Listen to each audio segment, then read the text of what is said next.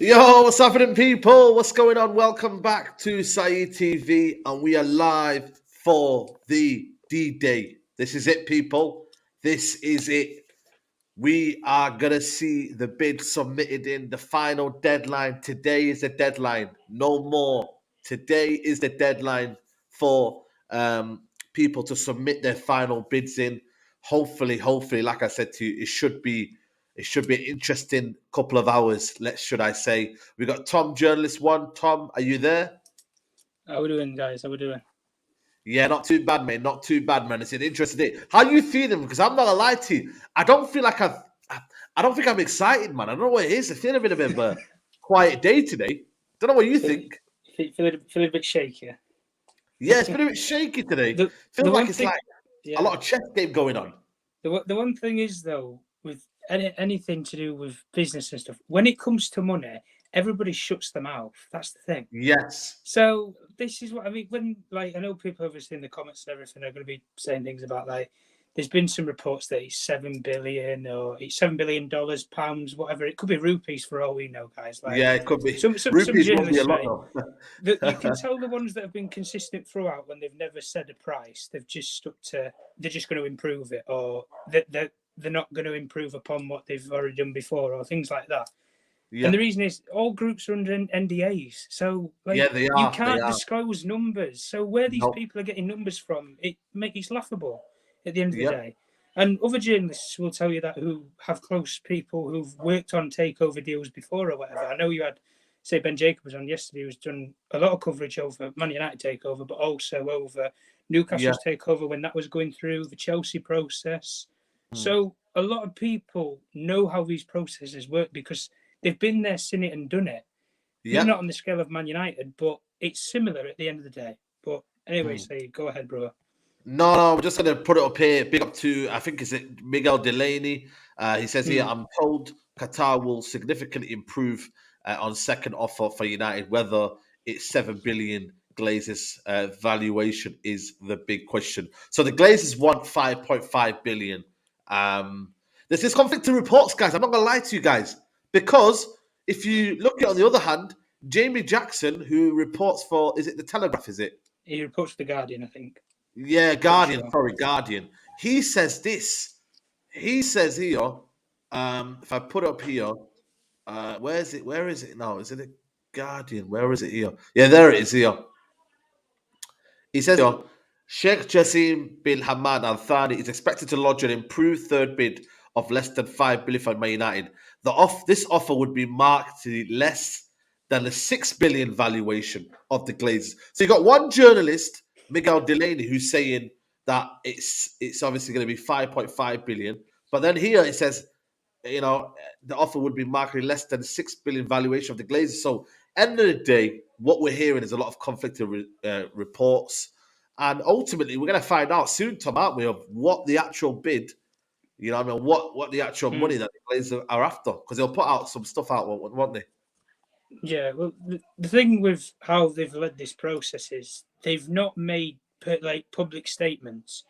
For example, like when Mike Ashley sold Newcastle, for example, he was albeit he never had a brilliant fan relationship with the fans or the supporters trust. He was liaisoning with them on how the process was going to work and things like that. Even when Chelsea, which was a distressed asset, Roman Abramovich, he was making public appeals on the Chelsea Football Club website and on the app and everything. Like, he was being transparent with them. The Glazer family have not done any of that. The only thing we know about this process was that first initial statement. We're looking at strategic alternatives, being investment, a sale, or minority groups coming in and providing financing to restructure the club. And by restructure, they mean infrastructure, they mean transfers, they mean the debt that's currently lodged on the club as it is. That's what they mean. So, for example, you have, from just picking out that statement, a full sale, which is aimed towards Sir Jim Ratcliffe and Sheikh Jassim in this case. You also have the minority groups, which is that as that part of that statement is aimed at groups like Carlisle and Elliott. And then you have the structural financing, which I've just talked about, to improve the infrastructure and all the different departments around Manchester United, which bodes into, say, the second proposals, of which Sir Jim Ratcliffe is proposing to the Glazer family, but also groups like Elliott are happy to provide financing either to the Glazers investment, or to another group within the process. Like, I think if it's not become clear to a lot of people, groups like Elliott and Carlisle, like, they will have spoken to such as Sir Jim Ratcliffe, or they would have sounded him out and Ineos to state, like, do you want to partner with us? Do you want to have a financial relationship with us where we provide the financing to build you a new stadium and you sell us a cut of the deal if you were to buy the club, and all these different moving factors? The only problem with all of this is the way it has been portrayed anyway with Sir Jim Ratcliffe is Sir Jim Ratcliffe has effectively got two proposals. He's doing what the minority groups are doing, essentially, where we're happy to take a minority investment for XYZ amount of money, but we also want to put a second proposal where we're happy to finance for a stadium, or we'll finance another group in the process to purchase it, and then we'll build a business relationship with them and partner with them. The thing with this Jim Ratcliffe thing that's interesting is people always, led along about Sir Jim was, does he have the money in place to buy Manchester United? Does he have 6 billion there to go, like he had 4.25 billion to buy Chelsea there ready to go?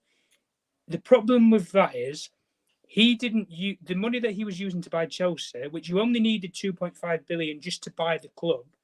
Just to buy the club, you don't, regardless of the infrastructure commitments and things like that, it was 2.5 billion pounds to buy Chelsea. He had 2.5 billion pounds at that time to buy Chelsea. In this case, with Manchester United, you need 5 billion pounds minimum to even be in the conversation, and that's just to buy it. This is just to buy it, Saeed. That's only just to have your name on the paper and to say that you're the owner of Man United. That's not a new stadium that you're pledging to build or anything like that. That's just what you need to use to buy it.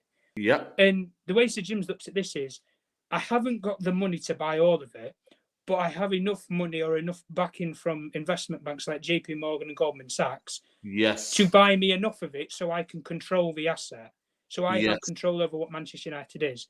The only problem via doing that is he can own 50%, but Joel and Avram would still be staying in the process. And the reason why I don't think that proposal suits the Glazer family, and I'll give the context as to why, is because Joel and Avram would be essentially stakeholders within Man United with 20%.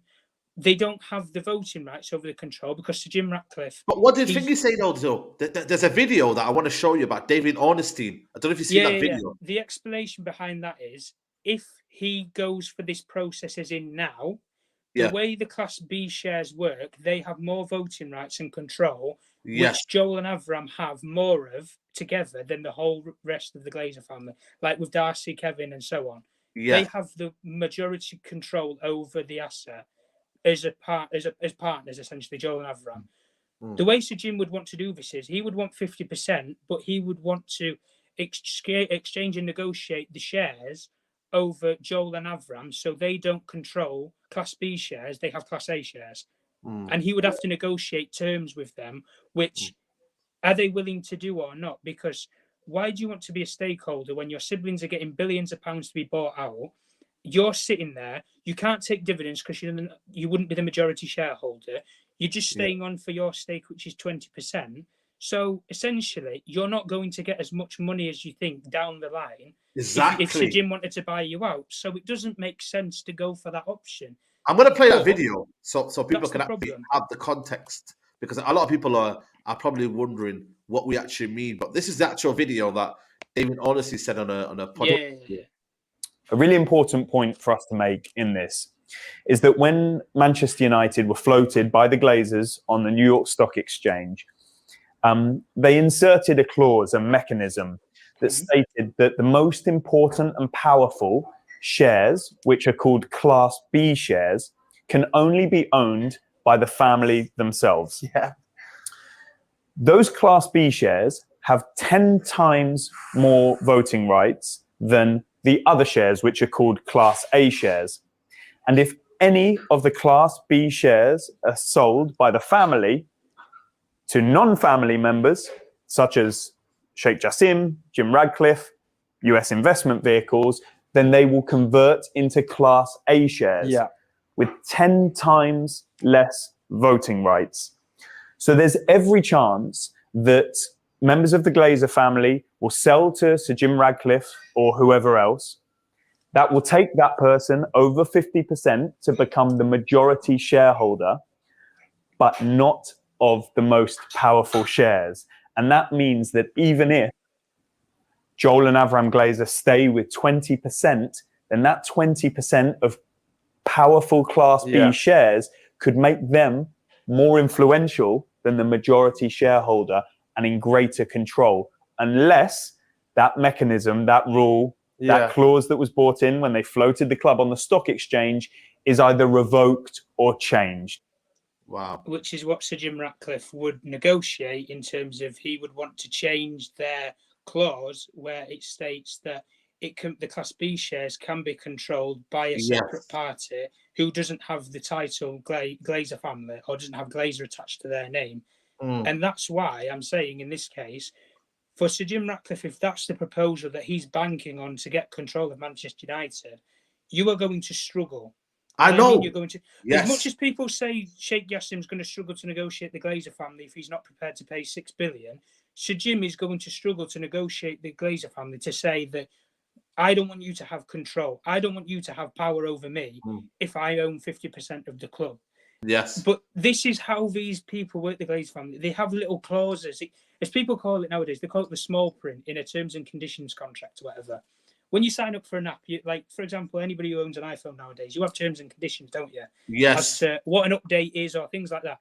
9 times out of 10, people in the chat, anybody, right? Do you honestly read all of those terms and conditions? No, you don't. Do you? No, you don't. Do you? You don't. I just agree. You just skip through. You're like, yeah, agree. Yeah. I want to use my phone. This is how the Glazer family work. They're weirdos. They go through the little prints and they put stuff in. I know they do. And this is what they've done. They have put this clause in. Breaking news! Breaking news! We got some breaking news, guys. I wish I had a little soundboard so I can just, you know, a little soundboard, yeah. You know, a little soundboard to have like breaking news. But yeah, guys, that's why I went live, people, man. I had to go live. Last time I went live on transfer deadline day. This is a live transfer. I am blocked by Mike Keegan, so I can't see Mike Keegan's tweets.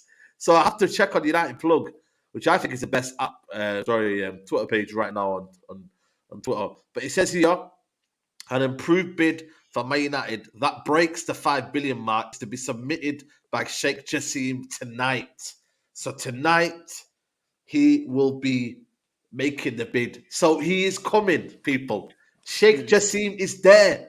Jim Ratcliffe, step down. Step down, bro. You ain't got the facilities, my guy. Stop all of this Class B and all this and give it 20% stake. Show me the money. Show me the money. But this is obviously we expected this right now. It's nothing new, but we expected this one. I think I'm gonna go back here. I think there's a bit of a thorough what do you call it? Let me just go back here. If you click on his name, Saeed, he normally just a lot of journalists prop them up and put them into category. Yeah. You click on his actual @ handle. You might. I don't know if it's been posted through yet or not, or it's just been sent to the groups. No, like I said to you, I'm going to show you here, guys. I'm blocked in it, so as you can see there. I don't know what I actually said. I think it was the days of Ole Gunnar Solskjaer. You know, when it was Ole Gunnar Solskjaer, but Sheikh Jassim is thought to be the only one for full control of Man United. Oh, so it just shows you, man, that Jim Ratcliffe. You know what I mean? It's like I said. I don't know if he wants full control, man. That's a bit of a funny one. If you only want, he's the only one that wants full control. The terminology of full control, though, means he wants 100%. That's why. Yes. Whereas Sir Jim, if people haven't known anyway, just to educate people in the chat a bit, Sir Jim does not want to own 100% of Manchester United. He would be happy to buy the Glazer family's 69% shares, all of them, and still have Man United publicly listed on the New York Stock Exchange. Therefore, he still owns the club, but it's still a public entity. You know, it's still a public traded company on New York Stock Exchange. Whereas Sheikh Jassim, what he wants to do in terms of the full control is he wants to buy the 69%. That he wants to buy what he can now, but he wants to pledge to further negotiate all of the minority shareholders who own the other part of Manchester United, who would then effectively own the other, I think it's 31% of Manchester United shares. Yeah. He would then have to negotiate them to buy them out. But if he gets the majority shareholding of 69%, he can easily buy the rest of them out if he wanted to. I'm not going to lie. It will take. We don't know his motives, though. We don't know his motives. I don't know. You know what I mean? You don't know what this guy's about. It's a bit, for me, Chelsea should have been the warning signs when he came in, started to sound out a bid when clearly there was no, he didn't really never had the money and whatnot. So I just look at him and I just think he's very, very calculated. And I feel like he wants to get in by any means necessary because, again, he loves the football club and he's a Man United fan at heart and he wants to bring Manchester to the Man United. It's just, and this one here, it says here, Sheikh Jassim will not go anywhere near 6 billion for Man United and is determined not to grossly overpay. Listen, he's not ready to pay to overpay really, and that is 6 billion. You know what I mean? The reason why it is though, if they've asked for 5.5 billion, like where does it go? Where does it go then? Where do we go then? Do we have another round of bids? I don't understand. Like no.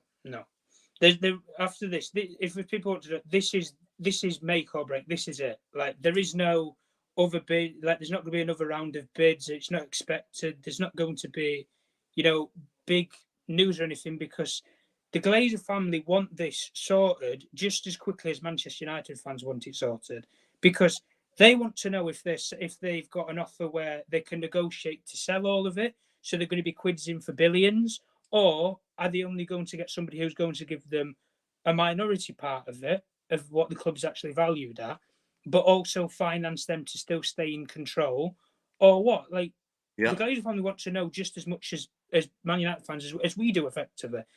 But they want to obviously know for a different reason to us.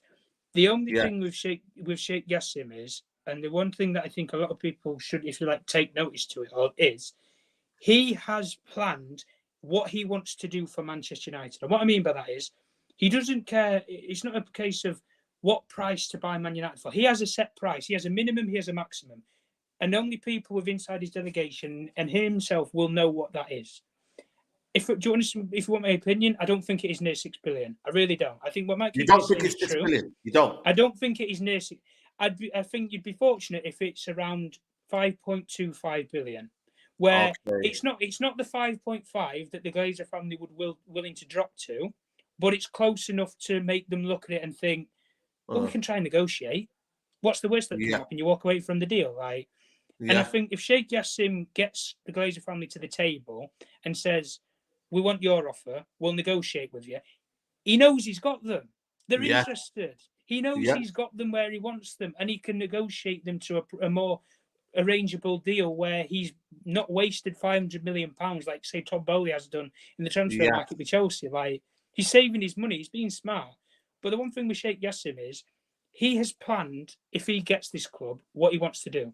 Even though he's not got it now, and it's still unconfirmed if he is going to get it or not. Of course. He's got money set aside that will build a new stadium or redevelop. He's got money that will improve Carrington. He's got money for transfers. He's got money to build in the local community and build properties and development in Manchester. He's got all of that planned. That's what you call the right kind of calculation. So Jim Ratcliffe, all it is, or all we know at this point in time is he just wants in by all means necessary. By all means necessary. And that's not good though. That sometimes isn't great when you just want to get in by any necessity. It's like for me, you want to get your foot in the door and then later on you're going to blag it. You know what I mean? Yeah. You're basically bluffing, really, aren't you? Well, you've got with anything really, you've got to bluff to get anything. To get in. Like, you've just got to. It happens at the end of the day. Look at this here. Earlier this week, Raine Group sought further information from those in the running for the Man United. Bidders were asked to clarify the source of their wealth and explain who would be the ultimate owner. Future plans were also requested. I mean, why do you care about future plans? You're not staying here anyway. Why do you care? The only it's not the Glazer family who are requesting the financial plans or the future of that. The Raine Group have to do that. But the thing is with the Raine Group though, once the Qataris are in there, would the Raine necessarily be involved in any matters going forward? Probably, yeah, because they still like the middleman and they get their cut out of it because they've advertised to get the Qataris to the table in the first place. So they're still going to want to know what like the price is because then they get the commission based off of it for what the Glazer family agreed with them, which was supposedly between 5 and 8% of what Manchester United goes for in the end, which is just a stake value, which you can still negotiate that toward the end when a full sale is done. But because you don't know what the final sale is, Saeed, how can you know what you're willing to get as a windfall for contracting the sale? You don't. That's the only problem. And the only reason in terms of the future plans is because the Raine Group, legally speaking, they cannot just sell it to anybody. They have to legally check these people out. They have to make sure that these people who have the information around Manchester United are law-abiding people, are the right people to have that information. That is why groups have signed NDA agreements, because that information cannot hand over to say, we'll just go and hand it over to Sheikh Mansour at Man City. Oh, he knows how much Man United make now. It can fiddle the books a lot smarter, so it looks like City are actually legit financially, and they don't have to get Emirati deals or get financial sponsors to say that they make more money than Man United. They can make it a lot more compelling to say that, we know what Man United earn, so we can base what Manchester City can earn per week. Yeah. And other football clubs will look at that, and it's not even just football clubs. They'll say, like, you had it with Rui Pinto, for example, the Portuguese hacker. If people remember, the Portuguese hacker, who hacked the Real Madrid books, City books. Like, he's the reason why the Premier League are investigating Manchester City right now. That's the reason why, because he leaked all of the documents, he leaked all the finances. How do you think people to this day know Barcelona are in the financial crisis that they're in? Facts. Hackers. That's the reason why. It happens. Leaks, hackers. And the reason why Manchester United, the one thing with such as Sheikh Jassim and Sir Jim Ratcliffe is, I'm sure both of them two would love to come out and say, this is what I want to do. This is my plans. I'll build a new stadium. This is my model. This is my prototype that I've had built up as just a short-term thing. But this is things to come. I'm sure they would want to do that. But NDA agreements don't just disclose that you can't disclose the finances. You can't disclose what you see, what you hear. You can't say anything. Yeah. It's all has to be in-house. It covers all of it. Yeah. It's keep it in-house. Yeah, that's it. Yeah. Big up to again. There's another. You did kind of call this as well. You said here, Sheikh Jassim's final bid for Man United will be a minor increase on the previous bid, but insiders insist it's also a fraction over 5 billion. So again, it just depends on what the Glazers. Like I said to you, if they're stubborn, you know, what they wanted from day one, if that's what they want, I don't know. I don't know where this goes, because at the end of the day, it's going to be a chess game. They're not going to fully decide tonight, by the way. That's one thing. You only put in your bids tonight. You're not going to decide. So this could go on and on, really. Let's be honest. This could go on and on. That's why I don't, personally anyway, I don't see the Glazers, like, they're not going to jump in terms of, like, they see somebody with 5 billion and they think, yeah, like, we'll negotiate with them. We'll get a better deal. Yes. The thing with all these groups is this is their, if you like, final bid, but they know that they're not going to put what they, if you like, their maximum offer is. They're not going to do it. They're going to put close to what it is, but not exactly what it is, because then you're just handing the cards over to the Glazer family and Raine to say, oh, well, you've bidded 5.5, right? We want you to go to 5.7. Or, you know, and they can get more out of you. This is how you use people. And if people aren't smart enough, but the one thing with Sheikh Jassim and even Sir Jim Ratcliffe in this case is they became billionaires for a reason, because they're well educated, they've got a good financial history background, and they know what they're doing with their money. Because if they didn't, they wouldn't have become billionaires. And it's the end of the case. And in Sheikh Jassim's case, he knows himself as being a banker. He knows how to value things himself. But he's still appointed some of the biggest and best, you know, investment people and invest in sort of the people from Bank of America, for example. Like, he's got people like Sam Powers, who's a brilliant financial expert from Bank of America, who's valued Manchester United for him.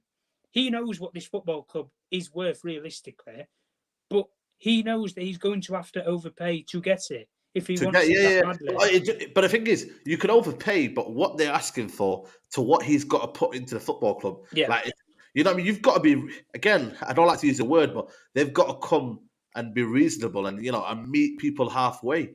They're not going to do that, and they're asking for something, and they're not budging over. This is the reality, guys. They are not budging over. The Glazers are not budging over. They want their money, and that's that. Again, he has a couple of hours now to maybe make an improved offer. I don't know. But is it a case of once it's been submitted, it's submitted? Is it a case of can you go back to it and put a bit more in before the 10 p.m. deadline? You know what I mean? I don't know. Well, they've not submitted the bid at the moment. No, as in. Obviously, if they're sounding out that bid, surely they'll probably submit that bid. Or do you think they're going to reconsider it? Because at the end of the day, if that's what we're hearing right now, and it's about 2.5 hours left. Saeed. All them close sources that were close to Qatar and Sir Jim said that they'd submitted the second bids. Then they pulled the UE and said, no, we want extensions. Like, that was another thing as well. Like they just pulled it on all of them, and then they played over journalists anyway. Who said, oh, it's 6 billion Qatar, it's 4.5 Sir Jim, it's this, it's that. Well, it can't be anything. They didn't submit it, so how the hell do you know? Well, you don't know, do you? You just made the numbers up. Like, it doesn't work like that. So at the end of the day, when they submit these third bids, at the end of the day, all of these bids are going to be bids that can be negotiated. That's the one thing that we can say. Whether it doesn't matter what the figure is, every single one of these groups are going to say we are prepared to negotiate, and the Glazer family are going to do the exact same. They can say we want 6, but they know in their heads that if they wanted 6, they should say they should say they want 6.5 or they want 7. If you want 6 that badly, you should have made the price of what your asking price was a lot higher, because you're going to have to come down and other groups are going to have to come up, and you're going to have to meet in the middle. That is how a big business transaction works. And like we say, we're not dealing with a couple of £100 here. We're dealing with billions and billions of pounds. We're definitely not dealing with a couple of £100. But the one thing that we can say in this whole process anyway is, in terms of Sheikh Jassim and Sir Jim, Neither of them, as individuals, have the money to buy Manchester United just on themselves. They don't have £6 billion just sitting there. They don't. They are having to work with groups or work with banks or whoever to actually finance the deal. Sheikh Jassim, for example, he's using his own bank. He's a chairman of a bank. Yeah, chairman of is it QI? What's the bank called again? QIB. QIB, that's it. You'd be a fool not to use your own bank to try and buy something if you're a banker. Like, you're the chairman, for Christ's sake. You can do what you want with it. You're the chairman. So Jim, in this case, he's using, say, JP Morgan and Goldman Sachs, for example, giving him loans and bonds to clear the debt. And then also another group like Elliott or whatever could have partnered with him and said, oh, well, we'll help you buy half of the club. You give us a minority stake in Man United. Yes. Then we give you the money that we've used to buy it. You use our money to build a new stadium, and we own, say, 30% of the new Old Trafford ground, or 10% of Carrington, and then whatever those little headquarters or operating businesses make, they make 10% of. That's how it works. But the only problem with these two, anyway, especially Sir Jim, is he's come in like a bull in a china shop, thinking he was the only person who was going to go for this. He was the only public name at the time, and this is why a lot of Man United fans, it was only Sir Jim at the time, and everybody was on board with Sir Jim because he was the only option. Yes. Now, when you have someone like Sheikh Jassim, and it's not him as an individual, it's the country and it's the nationality that he's from, just because of the sheer amount of money that is in that country, and they're willing to invest anywhere in the world in anything that is profitable and is of good use and value to them and them as a country, they're going to do it. And the problem with Sir Jim is, I'm sure he would have wanted to come in here, say, I'll pay 4 or 5 billion, but I want the 69% of the Glazer shares. But the problem via doing that is, if you want to go and do that, Sir Jim, that's fine, no problems. But you was expecting you was going to be the only person who was going to do that. He did not expect somebody from the Middle East to come in with all this money, with all this wealth from, the country and the backing that he's behind, whether it be that he's related to the state or not, it doesn't matter. You can still pass things through the Premier League. You've just saw it with Newcastle. Like, at the end of the day, it's shifting, it's there. Ben Jacobs apparently has got an update as well. I'm going to go check Ben Jacobs right now, people. Bear with me. Make sure you like the video, man. I got Tom, man. This guy, is the most... Listen, he's the most, he's got the knowledge, man. So, people, make sure you listen to everything. I'm learning as I'm going. So, make sure you're listening, man. Because at the end of the day, it might sound boring, but I tell you what, you need to know the ins and outs, mate. You need to know what's going on. All this Class B. I feel like I'm an economist right now. You know what I mean? I'm like, I feel like I'm an economist right now.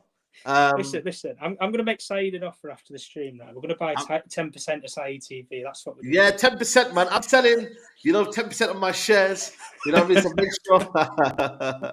make sure you tune in. Class S shares. Yeah. I think he's only got. I think he's just put up something about his space that's happening. But like I said to you, the latest that he's saying, Ben Jacobs is saying here is that understand that Sheikh Jassim final offer is again improved from his second bid and is expected to go in shortly before 10 p.m. UK deadline.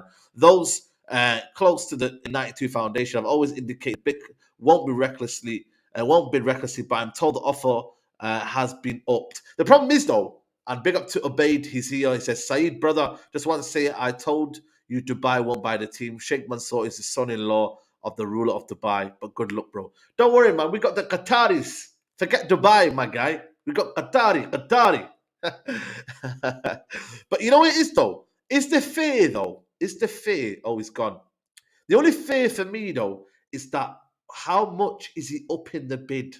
Like, if it's just a case of 5.2 billion or 5.3 billion, if it's not the actual figure that the Glazers want, that's where we're going to be struggling and that's where we're going to be in trouble. That's my only worry. You know what I'm saying to you? And he's got every right, Sheikh Jassim, to not recklessly spend because these lot are taking a piss. They are taking a piss. Man United is not worth 5-6 billion. It's not. It's around, I would say, 4.5 to 5 billion at max. You know what I'm saying to you? But these Glazers want a lot. They want a lot because they want to spread it over every single Glazer family member. And that is the true reality, people, man. So it's going to be interesting to see what they actually do, how is this going to be going on? Because this is fascinating, man. The next 2-3 hours are going to be fascinating. Genuinely fascinating. I reckon we're going to hear something before 9 o'clock because, come on, man, you're not going to submit something at the last hour, are you? Or the last 4 or 5, last kind of like 10, 15 minutes, are you? We're going to know by 9 o'clock. So the next, I'd say, hour and a half, I reckon there's going to be something big happening. We need to find out what this Jim Ratcliffe's on, man. This dodgy guy, Jim Ratcliffe. You know what I'm saying? We need to know what he's actually doing. Is he actually going to go in and give in 20% off and then he takes 50% of the stake? We're going to find out what he does. Obey says here, go compare Dubai to Doha. I dare you, please. We don't have that cash that Abu Dhabi has. Okay. Listen, you know more than me on that front. Like I said to you, you know what I'm saying to you, we'll see. But like I said, at the end of the day, when they come in, we need to find out when they come in because I can't really speak right now. I can't really back them to the hill. But when they do come in, you'll find out, my bro. You find out. Dodgy Cliff. I'm telling you now, that's his name. That is his name, Dodgy Cliff. You know what I'm saying to you? Dodgy Cliff, mate. The Glazers have to sell or the price will crash. It's a matter of bottle. Again, it is. But like I said to you, if they do want them class B shares or whatever, you know, we don't know what the Glazers family wants. This is ultimately, it comes down to preference. Do they want to still have remain power? But again, that would be toxic. Imagine them still staying and then having, we've got Jim Ratcliffe. No, we want you gone. These guys have to go. It says ultimately as that really, they have to go. There's a protest on Sunday. Do you not get the message? We want you gone. Glazers out. Do you understand? Not stay here with 20%. No, you must go. And this is where it's very, very dangerous if he stays. If he stays, that's where it becomes dangerous.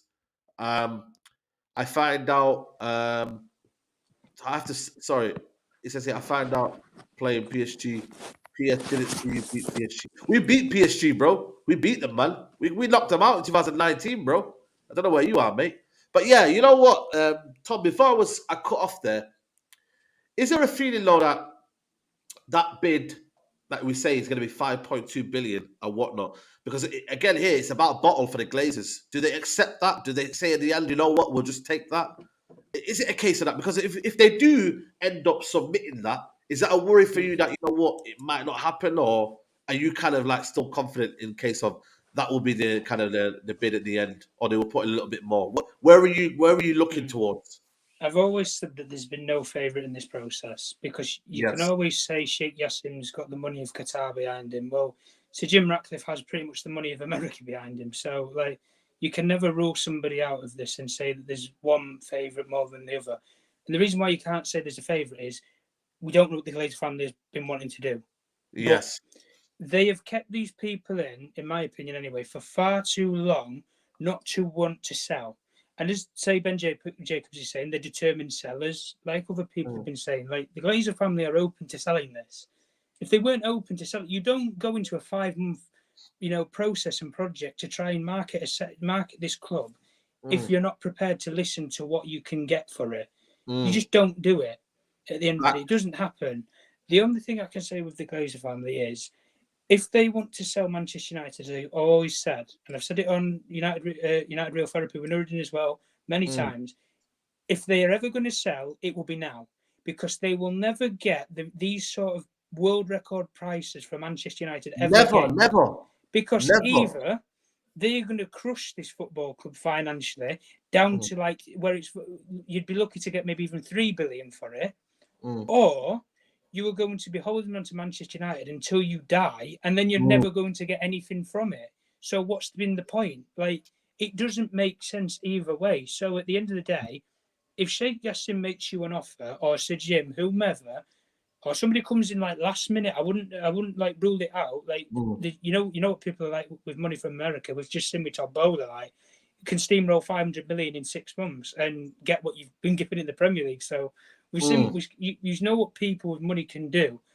The only thing with Sheikh Jassim is, and especially with Sir Jim is as well, these people, if they want Manchester United as much as they have said in those initial statements, and they believed that they was never going to get it in the end. It come to the end game. Why have they stayed? Why have they stayed? Yeah, that's a good Why point. have they not pulled out? That's a good point. Yeah, you're right. You're right. The That is a good point. The thing is, though, Saeed, and I'm not saying this out of my personal opinion of who I would want to own Manchester United or not, because I really don't care. I just want somebody who's going to make us successful, invest in the team, But the thing in is, all, I in all do the as team's well. Because, stadiums. yeah, but the thing is, though, Tom, the thing is, it's got to the point now where I do kind of care because I feel like he's given me a reason to kind of look at now Jim Ratcliffe. Think, you know what? I think you're dodgy. The fact that you wanted to kind of play with the Glazers and tempt them for this offer, and again, it might not be, but the fact that it was put out there and there was feelers out there, and there was probably I don't know if it was a PR move, I don't know, but the fact that you put it out there, I am literally Jassim or nothing. Like I know, like I said to you, the Glazers might end up staying. I don't know, but at the end of the day, it's this guy Jim Ratcliffe, him staying and the Glazers still staying. Like, what difference is it though? Let's be honest. Well, a lot of people will say there's not much difference. The only thing is, the debt that is laid on Manchester United would be shortened because they would cut it into maybe take 3/4 of it or maybe half. Do you reckon he would off. pay that debt off though, Jim Ratcliffe? No, not straight away. I don't think he would. I think what he would do, Saeed, is I think he would manage the debt, but he would manage it a lot better than the Glazer family have. And the reason why I say that is you wouldn't be getting close to £1 billion worth of debt with Sir Jim running it. You might still be in debt, but it wouldn't be on that scale. I think he would only have Man United in debt at maybe 200 to 100, maybe 200, 300 million pounds. But the only thing is, you're still in debt. But when you get anything nowadays, Saeed, like for example, I could come on here, we could say this is Dragon's Den. Saeed's an investor. I could come on here, pitch him an idea, and say to Saeed, right, I want XYZ amount of money for my project. Are you willing to invest in me? This is what Sir Jim has had to do. He's had to go to JP Morgan and Goldman Sachs and say, are you willing to invest in me? He will have probably been around all of the houses to get people to invest in him. And in the same way that he was doing with Chelsea, he wasn't using his own money to invest in that club. He was only using his own money to buy it. That was the difference with Chelsea. That's the difference. Yeah, you're right. But it just goes to the same point. With Sheikh Jassim and Sir Jim, I don't believe that either of them would have come this far if they didn't feel like they was going to get the deal over the line. Whether it be for a price that they like or a price that they don't, I think they would have pulled out already because these people, they're smart. They know if somebody's bluffing, if they want to sell or not. Because why, if you're not at least open to selling, would you say in your statement, Joel and Avram and all the other guys' families members, why would you put even the word sale into it? Why? Why would you do that if you weren't open to it? And the reason why was, I think, and as I've said before, Sir Jim was expecting it just to be him. And he thought, I'm going to have all the time in the world to try and negotiate a deal. He's not got that. And he's had to resort back to a different plan and a different proposal because he doesn't think he has the financial muscle to compete with Sheikh Jassim's offer. Because A, Sheikh Jassim has more of the fan base on his side. B, he has the bigger financial budget to buy Manchester United than you. And C, he also has the claim of being a Manchester United supporter. But the only thing that I'll make Saeed is this, right? If neither of them get this club, in a really bad reality world for a lot of people, if neither of them got this club, do you think Sheikh Jassim would go out there and try and buy another Premier League club at any level? I don't think he would. Because if he's I don't think anyone's available at the minute. I don't think anyone's available at the minute. Well, that's the thing they'll say. But if they come available, okay. I personally don't think he would. Sir Jim, on the other hand, he's already tried to. Yeah, he of course he would. He's already tried to get Chelsea. He's already said. He made an interview 4 years ago when he said, I want to own a Premier League club, but they are overvalued. We would 100%. He want. Yeah. Well, listen, if the right offer's there for someone like Tottenham, like the work's done at Tottenham, they have the training ground, they have the stadium, they have interesting proposition. I'm just going to get these super chats, Tom. I'm just going to get some of these super chats in. That's my point, bro. You beat the Qataris with the Glazers, absolutely. And big up to Obeid again. He says, come on, lads, hit the like button for Saeed. Yeah, man, big up to everybody who's locked in. There's nearly 600 of you in the chat. Please like the video, man. I appreciate everyone supporting you. So please like the video, man. Big up to my guy, Gareth, in the building. We hope you're well, my bro. He says, if they listen to their advisors they are selling, there's a credit crunch happening, which makes it harder to borrow for folks like them to borrow cheaply. If they don't sell now, it'll be 5+ years before they end up doing it. Listen, I don't think the fan base have the patience for that. This is what I'm saying. I don't know why they just don't want to, take the offer now. It's a lot of greed, isn't it? Greed is coming into it right now, and this is where this is where we can't. Yeah, go on. When you add it up, the Glazer family as members, I think there's 6 of them in total. They own 2 of the biggest sporting assets that you can have, or the biggest businesses that you can have within sport. That is an NFL team, and that is a Premier League football team. And it just so happens they have the biggest worldwide fan-based Premier League football team in their possession, which is Manchester United. And they have, what I've already said, an NFL team with the Tampa Bay Buccaneers.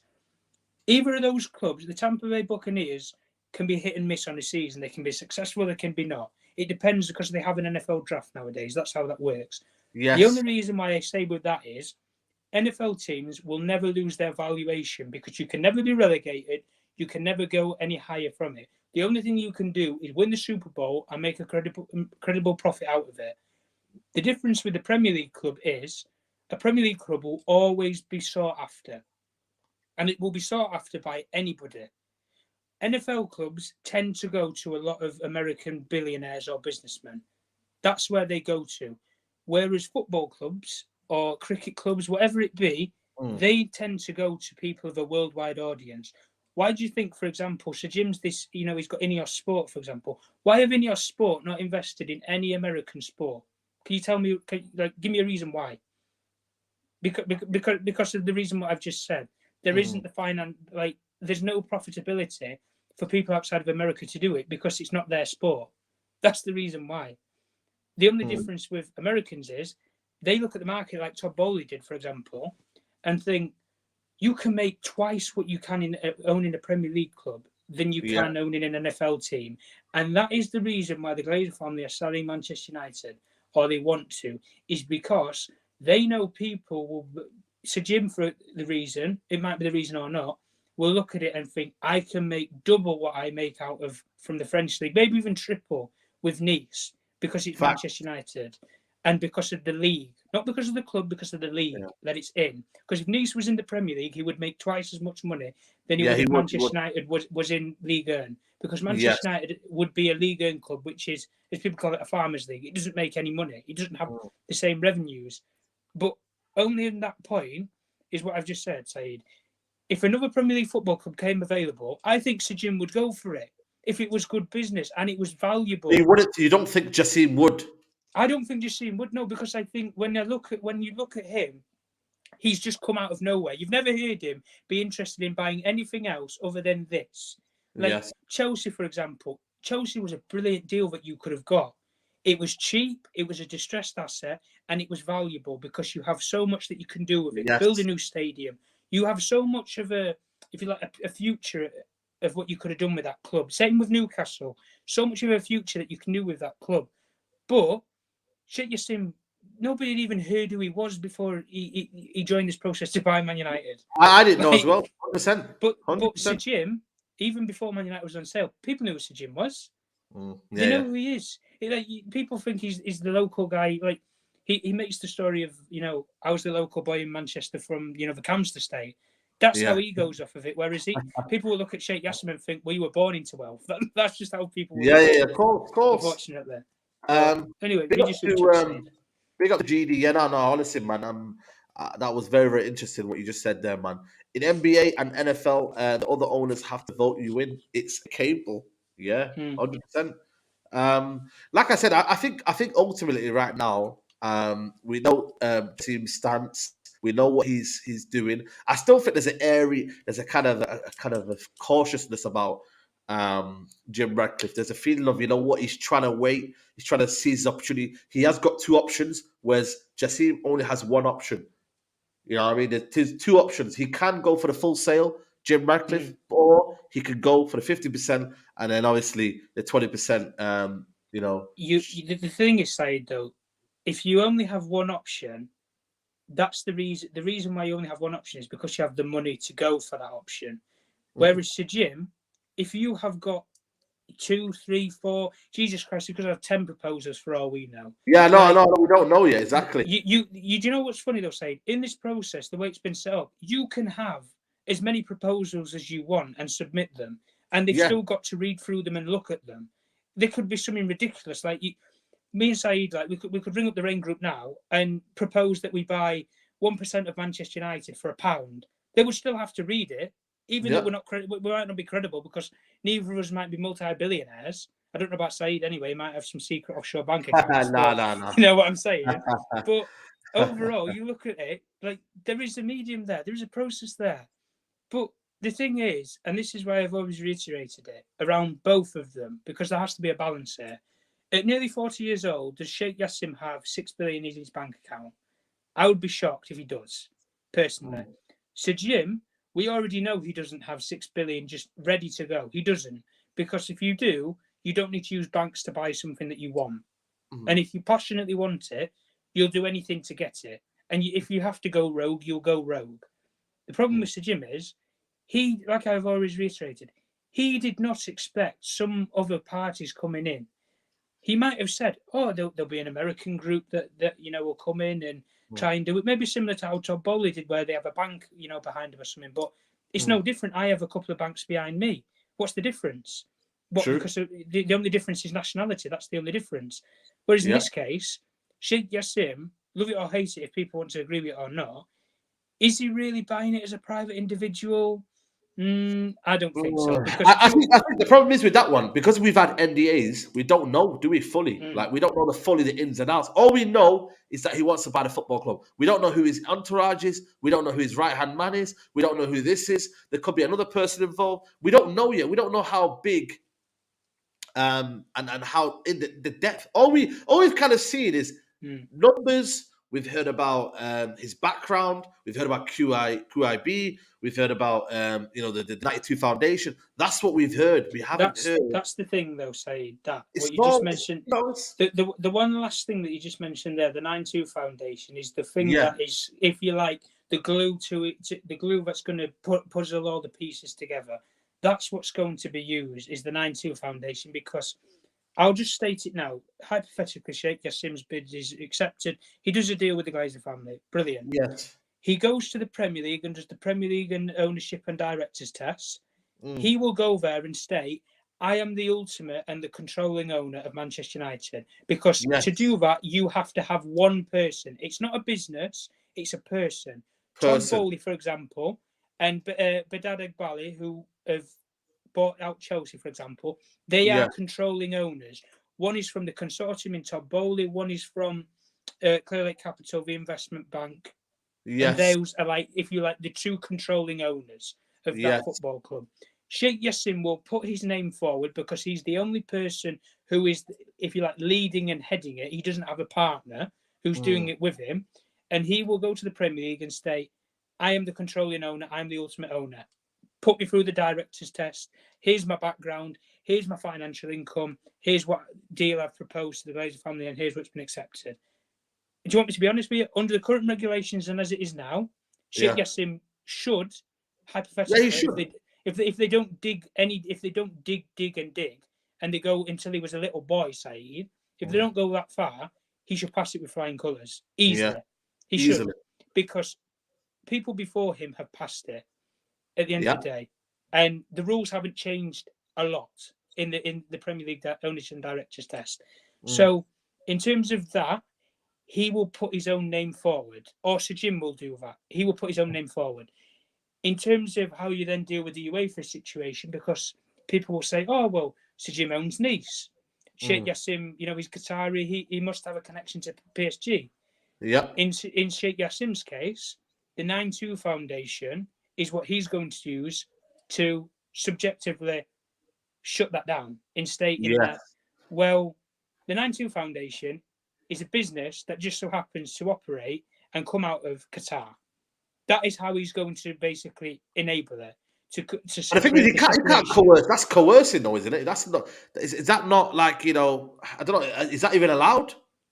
Of course, it's allowed, Saeed. Saeed, you've got Saeed TV, for example. Like, You could be set Yeah, up. but I get you. You can come from my trademark. You can find out the legitimacy behind my business and all that. But the thing is, it's two separate bids. It's two separate. Like this is an NDA there that he surely for me, if they're impartial as they say they are, surely the two shouldn't come together. That's what I would say. But again, like I said to you, we don't know. They won't come together in terms of publicly, but they will privately, because he's still got to prove that he doesn't have any connection to PSG. And the reason why he's going to do that is he's just going to say, "Well, I'm just a banker. I'm just a nobody banker who runs QIB, a small but big in terms of Qatar investment bank in Qatar. I'm just a banker." That's what he's going to say. And the UEFA, the way that they're going to look at it is, the 9-2 Foundation is a foundation set up by a Qatari banker who just wants to buy a football club.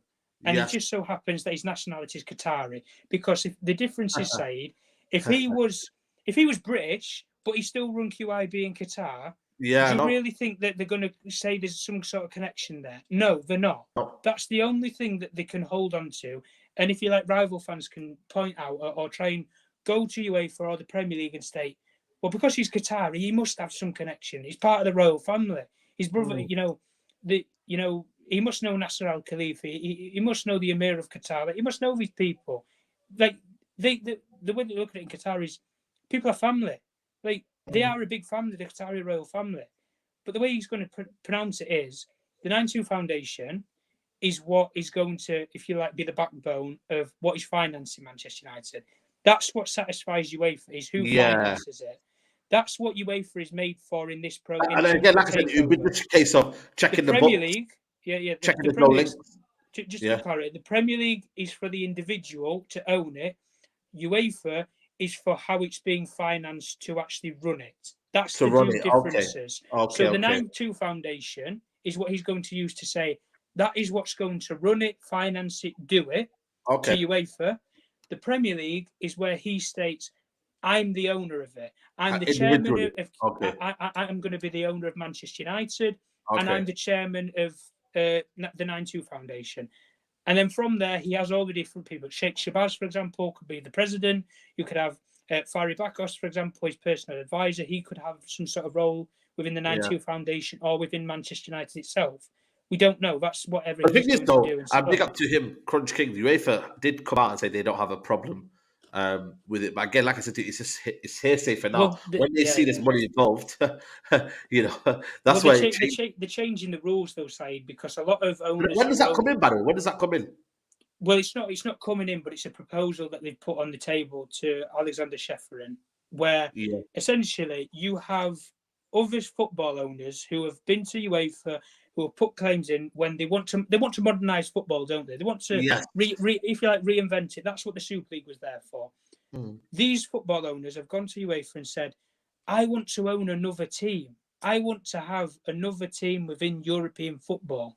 I want to do that. I want to invest elsewhere. I don't just want to invest in for example, how can I say? You have Todd Bowley, for example, who he's just owned Chelsea now. They are looking at the multi-club ownership of how you can run 3 football clubs in your portfolio, but it still sticks out as if you're running 2. And if you like, you use them as feeder clubs. That's how people look at them. But ultimately and overall, the way that UEFA wants it to change the laws and the rules of it is because they can then create competitiveness, because other owners are going to look at their clubs and think, we can move our money around, we're going to have more talent coming through our ranks and players, therefore more money is going to be made in terms of European football, which, who does that benefit, Saeed? You can answer that yourself. There you go. It benefits UEFA, doesn't it? Benefits UEFA, yeah, exactly. J Barrett, a big up no doubt. I'm going to bring you in after the super chat. We need to see Sir Jim out trending. He ain't got money for full purchase. What is he trying to do is unforgivable. He is Glazers 2.0. Well, that's Nora's best friend, Sir Jim Ratcliffe. Sir Jim Ratcliffe, the PR man. How are you, Nora? This is your best mate. This is the one that you were publicly, leading a campaign for. How are you feeling about today, man?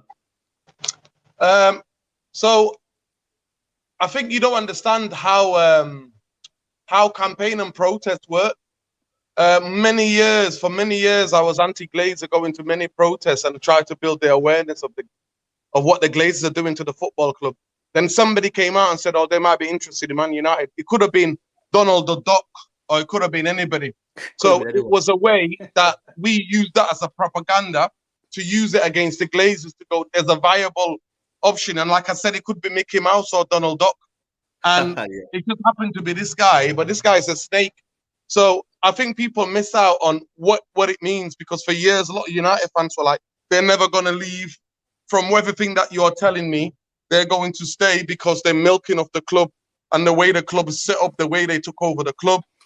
So when somebody came out, it was exactly the same with the Red Knights. Those who remember, remember. They were bluffing, man. Even Michael Knighting, even that. Some people use that because it was a thing to show some of the fans who were apathetic that they're, you know, to get them involved. So I apologize to nobody for saying Jim Ratcliffe. But then if you watch anything that I've done, no, because many people have been taking shots in it, so this is just to address that.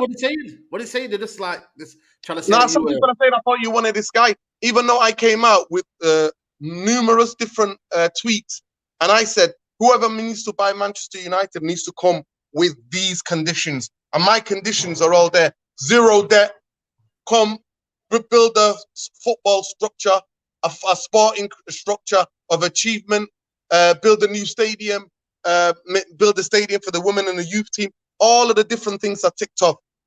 Do keep Manchester United away from the New York Stock Exchange, take it off there, take it into private ownership. So Jim Ratcliffe has failed every one of those demands that I had in terms of taking Manchester United out of the New York Stock Exchange, not using more debt and carrying on a debt. So Jim was done, and I came out and said that. But it's funny when Jim comes out that he might make the Glazers stay because I believe Joe and Avra want to stay. People are taking shots at me, and I'm like, what planet are you on? Get the Eddie Murphy. What planet are you on? Try to come for me, take shots at me. Listen, I'm not even doing any shows. Listen, I'm not even doing any shows until we know who's the bidder that's going to go forward in terms of who that bidder is. So I'm not even getting my hopes up or dampening. I'm just staying neutral because Glazers were always going to Glazer. If you know what that means. Glazers are always going to Glazer. So that is what is happening to them and what's happening. Is there a fear? Is there a fear? No. Listen, the fear is always there. And I said, I'd rather go down and get relegated. You know how I feel about this. Get rid of the Glazers. But I am no way in the world ever having Glazer ownership on my football club anytime, even 2%, even 0.5%. So that guy is a snake because he knows he hasn't got the cash to rival the Qataris. So he's going to try to use dirty tactics. But he's a snake. And me and Tom many times talked about it on United Real Therapy, where this guy's doing it's called greenwashing. If people know about Ineos, they're one of the most horrific companies in the world. The amount of environmental damage that they do around the world. People only want to talk about sports washing when it comes to Qatar, but Ineos are not innocent. He's a tax evading, union busting, environmental destroying, absolute owner. That's who he is. That's who Ratcliffe is. But when he suited the propaganda to get the Glazers out and to wake some of the fan base up, yes, I stand corrected, guilty as charged, Your Honor. Where's the Quran? Where's the Bible? I'll swear on them both. Guilty as charged. Because at that time, my campaigning was about awareness, get people aware. And they kept telling me, but nobody wants to buy Man United, so what's the point of protesting against the Glazers? Let me ask you a question, Nordin. You know when I put a tweet out, and I put a tweet out in January, I said, I'm not sure about Jim Ratcliffe. I said, I'm looking at his what he's doing. I don't think just because he's from Manchester doesn't mean that he. Listen, we don't care. We don't care if you're from next door to OT or Timbuktu. We don't care where you're from. I know. But then all the tech brands came to me. But I don't want a state-owned guy. I don't want this. Let me ask you a question though. Do you reckon the top reds and the local fan base will take into the Qataris? Like, be honest. Will they take it in? Saeed, from everything I know, me and you are involved in this deep, in it. Like, I've been involved in this deep. Listen, as Man United are winning, it's a new stadium with 5G. Listen to me. Majority of the fans are just going to See if Man United are competing. It's that area of Old Trafford, around Old Trafford being redeveloped. That's all that matters. That's all that matters. And listen, anybody who's like all of a sudden growing a political conscience, look at the country we live in. Look at the country we live in, man. Thousands of people died because the Tories came in with a bedroom tax. Thousands of disabled people died. So many people committed suicide. Look how many people have died over COVID lockdowns, suicides. Look at even Britain. Do not want to let people are drowning in the channel. So many people. They're literally, some of our politicians are using like 1930s style of language against dehumanization people. So this idea that Qatar is some special thing or special place, like they just do extra evil, is the biggest bullshit thing ever. And if it comes to even LGBTQI plus people, like nobody cares about Qatari LGBTQI plus. All of that is just a facade. At the end of the day, the horse is bolted. The day that Ibrahimovic was allowed to take over Chelsea, that became part state ownership. That was Russian money, Russian people's money. That was pumped into that football club, right? And then you follow that on by Saudi, by the City. What happened to City? Even before the Dubai lot got hold of it, it was what's his name? Shinawatra, he got caught. Shinawatra. Look at all of the things, human rights abuses that he did in Thailand. So listen, at the end of the day, it's all there littered. This either holier than holy. Like I called it. It's simple. Me and I go to United Real Therapy. I called it the moral high brigade. The moral high brigade. The one that people think that they got some sort of morality, that they're on this crusade. Nah, you ain't, mate. And then you see what's happening with Newcastle. So that bolt has bolted, mate. It's indicative the way what the Glazers have put Man United into, that we can only be bought by billionaires, right? My perfect ownership is the fans that own Man United. Like Real Madrid own their club, like Barcelona own their club, like Bayern Munich own their club. That's my perfect wish. Perfect wish. But there ain't no perfect owners. There ain't no perfect owners. And even if the Qataris come in, they can still do a mad one. They can do a Todd Bowley. Nobody knows. Nobody knows. Nobody knows, Nobody knows, actually. So at the end of the day, to me, Jim Ratcliffe has proven into himself to what a snake he is, the level of snakery that he is, that he's willing to let the Joel and Avram, the two that have destroyed this fucking football club, have 20% and stay on the board. Bullshit. Not here for that. Not here for that. Do you know what the counter of that would be, though, Nuruddin, is that he would say, well, in the long-term future, I'll look to buy those two out as well. Nah, mate. A reasonable fee. That's what he would say. But listen, that's what he would say. Listen, I understand what he would say, but you know what? I reject every one of them, because I know the Glazers can't find all of this funding. Elliot now have been investigated. The Carlisle Group are vultures as well. They're not going to do what the Glazers are a bit. From what I'm reading, the Glazers won't really accept their terms, because if the Glazers don't pay up, they can just take over the football club, mate. So at the end of the day, I'm going to sell the club without them. So at the end of the day, this investment they've been looking for almost the last 7-8 years.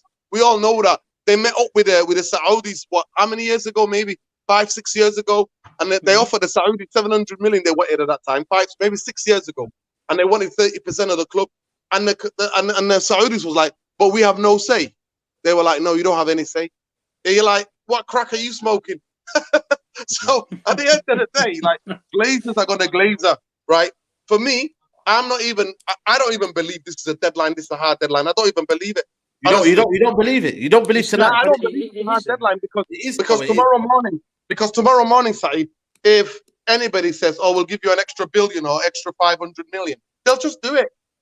These people are both. There's been a due diligence. No, they can't. They can't. Trust me. Listen. This process. Listen. Yes, they can, because this process. They already interfered in it already. They already interfered with the process. If they ask for extension, then but if nobody's asked for extension, listen. But that's what I'm saying to you. How can you believe in a hard deadline when there's extension? The one, you know what I mean?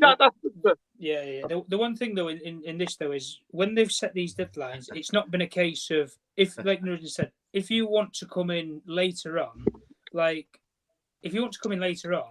you can do. Like they'd be fools not to listen to your offer if it's more than what somebody else is offering. Like This is just how these people are going to work at the end of the day. Because if it means they get a better deal, are you really going to care if you've broken an agreement or some terms with somebody? Like, if you've not had to sign anything, we know what verbal agreements happen. Just ask Harry Kane. He verbally agreed that he could leave Spurs. Daniel Levy kept him there as a prisoner of war. Like, it happens at the end of the day. In business, in football, anything, it just happens. So in terms of what Nuruddin said, it is right in terms of if somebody wants to come in last minute, they can. This isn't like a hard deadline. This is to the people who are in the process now. You put your bids in before this for the third round. That's it. At the end of the day, you don't have any. There's no like time stay on it or anything. But. And the Glazers might have another. Listen. The Glazers might also have another deadline, so they might not be happy with it. If they think, oh, we can squeeze more money out of it, they'll have many deadlines as they want, 4th, 5th, whatever. Listen, they don't give a damn. They don't care. They do not care. It's about how much money can we get and get there. To me, that's what I'm saying to you. So anybody telling you about this being a hard deadline, no, it's all in business. In terms of when you're acquiring an asset and you're selling an asset, everything there's not hard deadline. There's last minute things, Saeed. We've seen it. You watch movies. You've seen big deals how they're done. Lastminute.com. For me, the biggest thing I'm worried about is that there are other bidders that we don't know about. They've never come forward. That's the one as well. That's the one. Big Steve saying, when's the Apple bid coming in? I don't think Apple are involved, to be honest with you. But I think ultimately, you know what I mean? It'll be. Do you reckon, Tom, there'll be any last minute bidders? I don't think there will be. I think it's just a No, they might be involved. Listen, so let me just say this because I've got to go in a minute, right? I've got to get on the bike. I'll say this simple. There are other bidders that we might not know about that have not made it known to anybody involved. And all of the journalists are guessing. Everybody's guessing because everybody who's involved in the bids have signed a non-disclosure agreement. So there could be secret bidders who've come along and who are part of the process, but they've made sure that they're not out there publicly. That's also a possibility. But people will tell you, no, it's only for Jim. No, they're the only ones who come publicly out, and that silly ass guy, that silly ass. That's what I call him, silly ass. No, but I'm saying to you, but he came forward. None of the Elliott group never came forward. The Carlisle group never came forward. But they never came forward. People just exposed them, and the Glazers put it out there, or there might be negotiation with them. Yeah. Well, they never made a public statement. Like you've not heard. They didn't. Like, you listen, exactly. Like, you've not even heard Elliott say that we're in the process, but everybody knows that they are. Like they've not. But because the Glazers let it out. That's why we all know about it, and we don't even really know how much those talks, how intense they were, because that's Glazer PR in it to try this shit. Try to get more money out of Jim and the Qataris. 100%. Nuruddin is not happy with you, man. Daniel saying here, what is this guy on? United fans who want Glazers out are blind witnesses. They believe anything without proof. It's all about feelings easily triggered by any propaganda. So what is he talking about? I don't know what you're kind of going about. We don't believe any propaganda. We are just hearing what. Listen, I don't know what he's on about, but he's tuned into the wrong channel. So have a look, mate, and you tuned to the wrong channel, mate. Nobody's getting giddy here. Nobody talk. We even disengaged because we knew all of this. There's going to be all of it will have to come to an end. But it's that the Glazers choosing. We have no power in this, but we want them out. That's what we want. The vultures out completely, full sail. We got some breaking news. It's here. Let me just find out here.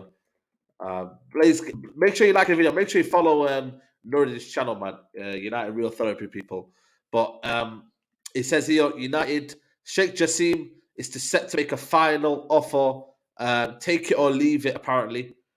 Make it a final take it or leave it offer to buy Man United this evening, which will represent a world record bid for a sports team. So it's a take it or leave it bid.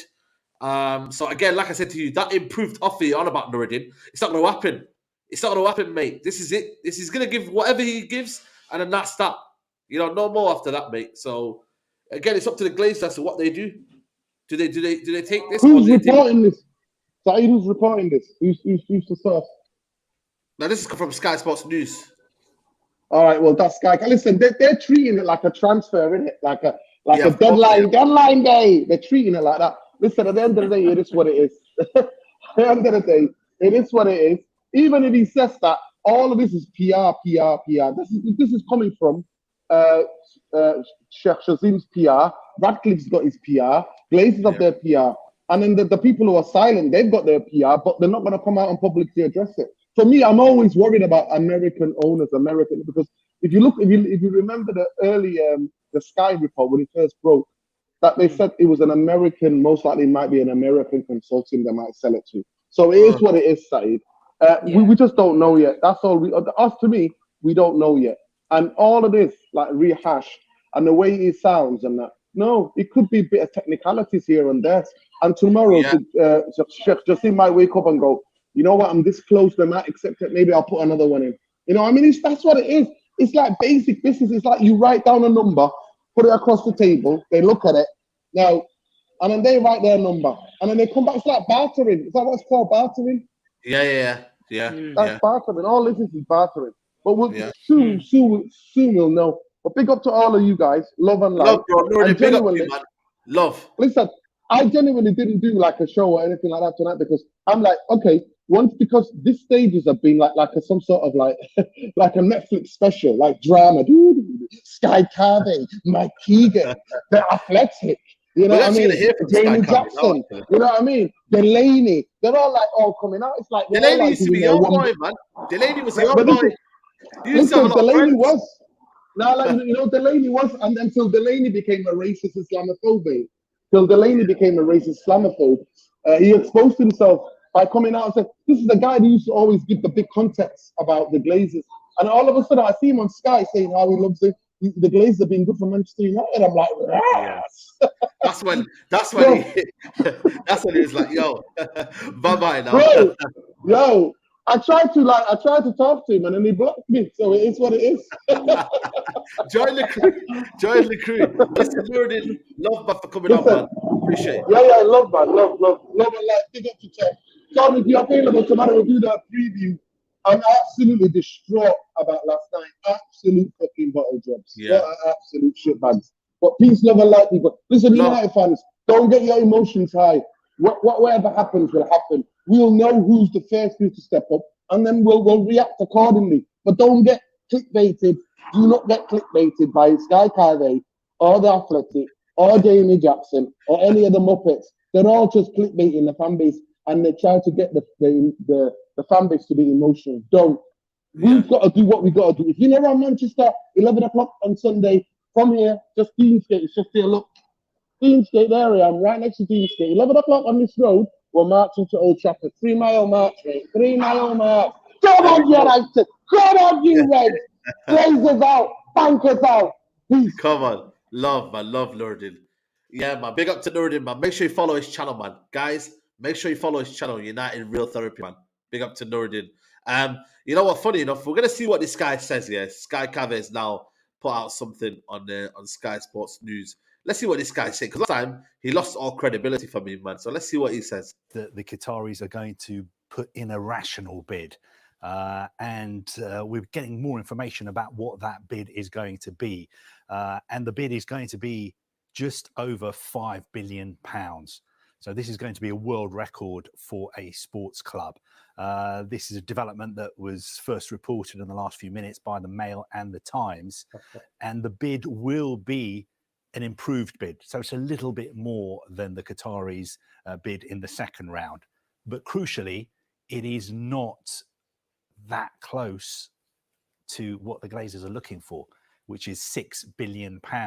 And I think it fits this narrative of what we've been saying, is that the Qataris want to buy Manchester United. They want to buy 100% of it. They know that they're the only bidders who want to buy 100% of the club.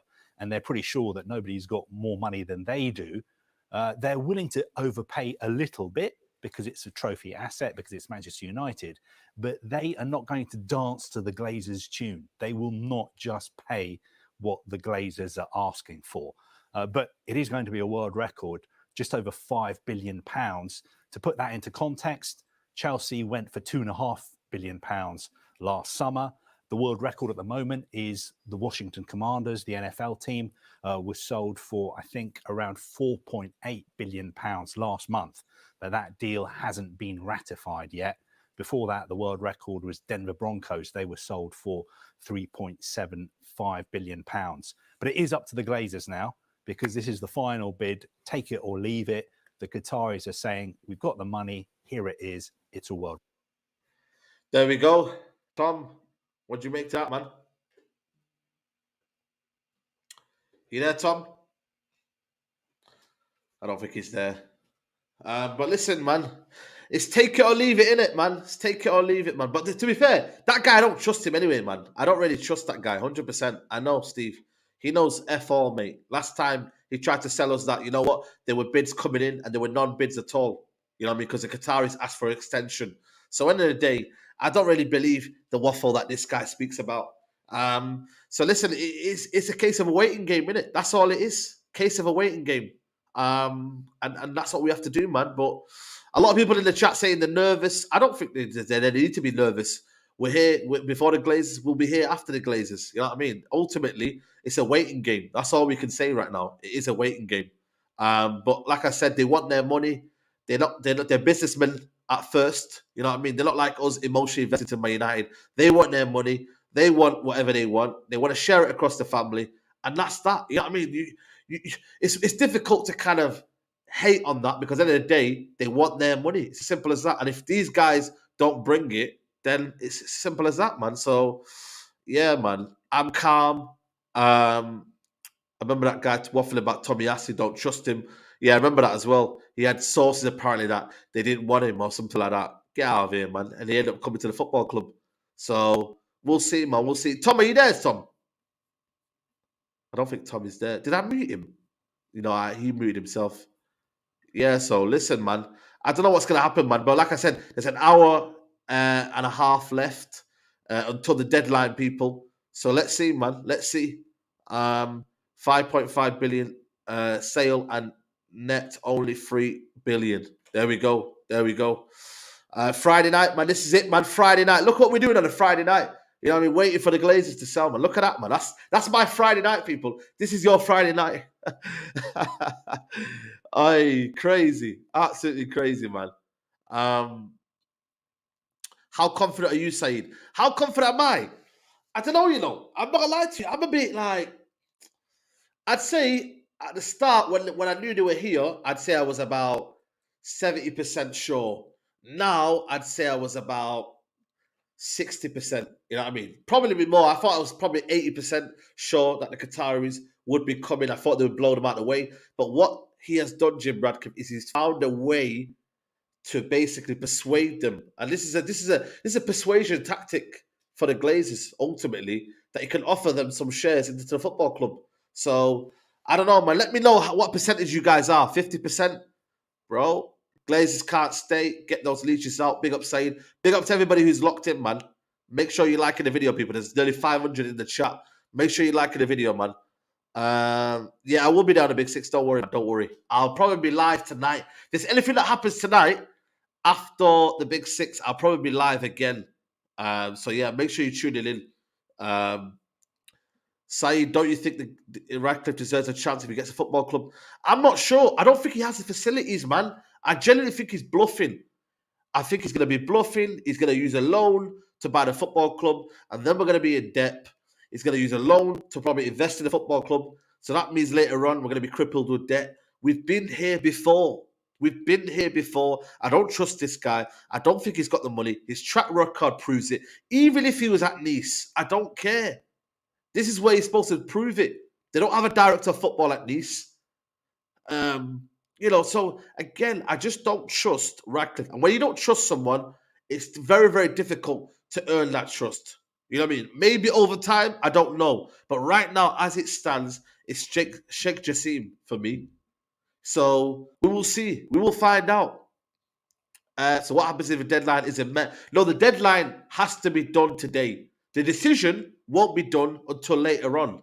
So the decision, we might not hear about the decision for a good couple of weeks. You know what I mean? They will look at this, they will assess this, and they will pick their best person or whoever has met the criteria and has obviously made the deal happen and obviously has put the money forward. So, yeah, man, 100%. Give us the fraud money like loads teams. We want proper change. That's what we after, man. We want proper change at this football club. We want to know that this football club has a direction. That's what we want to know. Marcus Rojo, did you hear about it? Yeah, that was crazy. That was crazy, man. But again, that just shows you that is an epitome of the Glazers. That is literally epitome. Oh yeah, we got to play Harry Maguire because he's our highest, biggest signing. Bollocks, mate. Absolute bollocks, man. And that just shows you what this football club's about, man. We got parasites in this football club. Parasites. It's as simple as that. Why did Ten Hag spend that crazy money for Anthony? Well, we kind of overspent. Tom, how are you, Tom? Are you there? Yeah, I'm back. I just had to make a quick phone call. So. Yeah, listen, man. I'm saying here, even Tom's on the phone tonight. He's working hard, Tom. You're working hard. For those of you who don't know, Tom, you know what I mean? I was journalist and whatnot. So big up to you, Tom, man.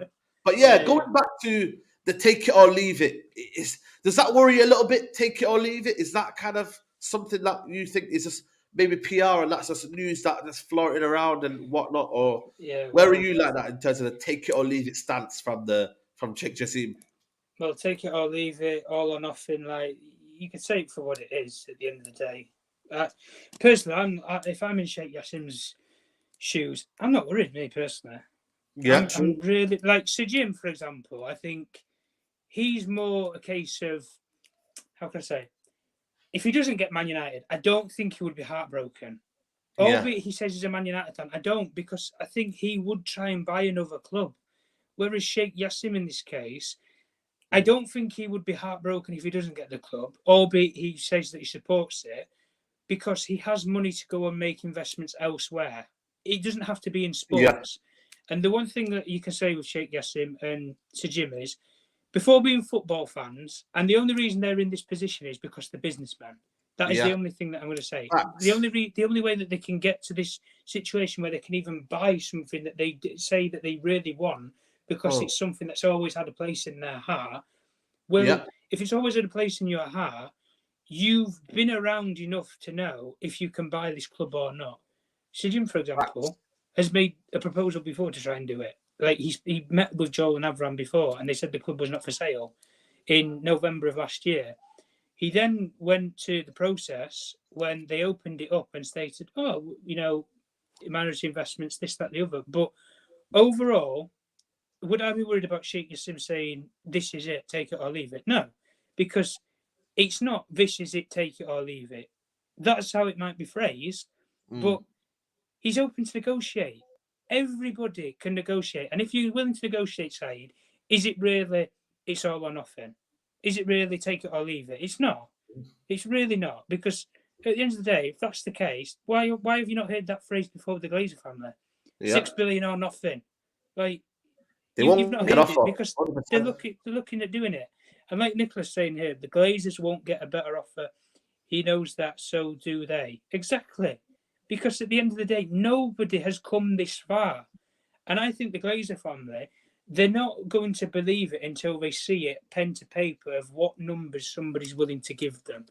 And I think as soon as if Sheikh Jassim, Sir Jim, whoever, or somebody could come out of left field, Elon Musk or somebody, and bang Elon Musk. No. He can't start Twitter. Stay where you are, Elon. You can't even start Twitter, mate. These people could come out of left field and put 5 or 6 there. The thing with these guys, with the Glazers, is they haven't put that offer that they look at and they think, well, it's not what we want, but it's interesting, it's close, it's something that is eye-catching. None of them have done that yet. And the reason why is because they've kept the cards close to their chests. Yes. Now you get to this stage where you have to, if you like, bear all. You have to take the robe off and say, this is what I've got. So Jim, when he takes that robe off, mate, he hasn't got stacks and cash that's coming piling out. That's the problem. Facts. Sheikh Jassim, in this case, he has the financial muscle behind him. That's the difference, to buy all of it. And the reason why I would say for people who want Sheikh Jassim to be the owner of Manchester United is, I wouldn't be worried about it, because at the end of the day, these people will negotiate. They will negotiate. You don't just put this final bid in and the Glazer family accept it and that is it. They are accepting you to be a preferred bidder. They are not accepting the offer. That's the difference in what's being misportrayed by a lot of people.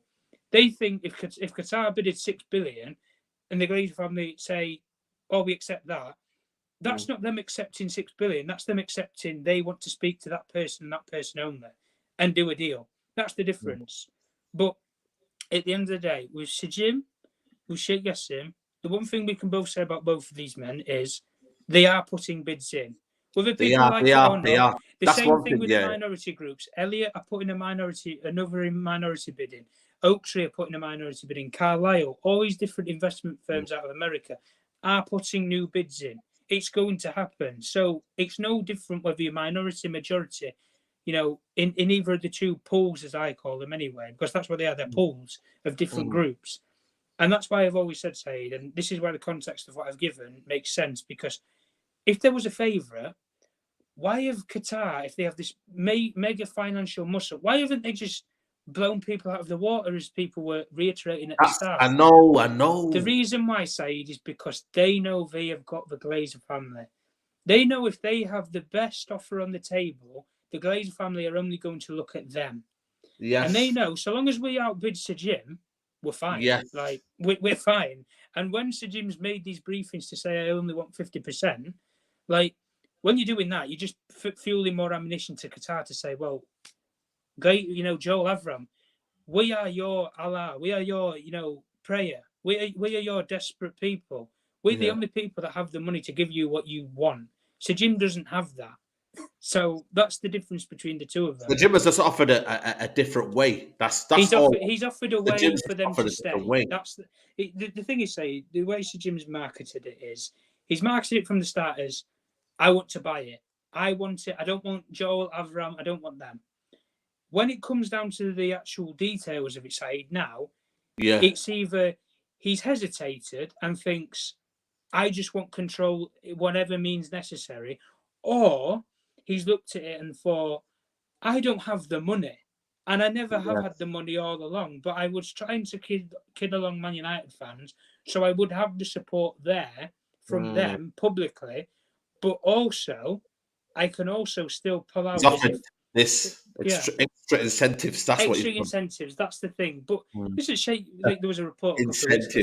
There was a report extra weeks ago saying extra incentives from Sheikh Jassim, like he'll open the NFL market to Qatar and things like that. Like, just a banker from like down the road. Do you really think that Sheikh Jassim, who's just a banker in Qatar, like, do you really think he has the keys to open the NFL to play in Qatar? He doesn't have that sort of power, Say you don't have it, man. He doesn't have it. So when people say ridiculous things like that, I just think, but it's all buzzwords, though, isn't it? It's all buzzwords. To lure fans in is to kind of get the people who are maybe undecided to be like, oh, extra incentive. Yeah, that he's not doing that for us, or he's not doing that for us. So end of the day, like it's one of them where I feel like for me, big up Nicola says don't think the Qataris haven't offered something on the table that has nothing to do with the Man United. They probably offer some sort of business deals in Qatar in return for the greedy Glazers. And a big up to Real Zlatan says, if Qatar overpay now, they'll expect it to overpay for everything. 5.5 billion is well over what the club is worth anyway.